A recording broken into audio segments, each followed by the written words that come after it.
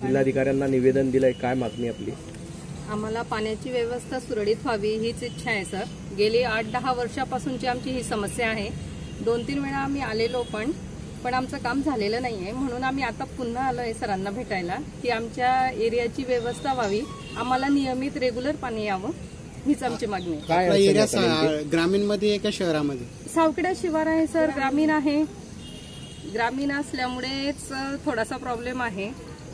अडचण काय येते नेमकी आता? अडचण सर 12-12, 15-15 दिवस पाणी नाहीये. आमच्या एरियामध्ये रस्ते नाहीये, स्वच्छता नाहीये, कचरा टाकायला जागा नाहीये किंवा घंटागाडीचं नियोजन नाहीये. कलेक्टरांनी काय आश्वासन दिलं तुम्हाला? सरांनी सांगितलंय की आता आम्ही त्याचा पाठपुरावा करतो म्हणून, आणि महानगरपालिकेवाल्यांनाही त्यांनी सांगितलंय की यांच्या इकडे काय व्यवस्था करण्यात येईल ते बघावं. त्यांनी नियोजन पाठवलेलं आहे. नाव काय आपलं? शुभांगी चौधरी.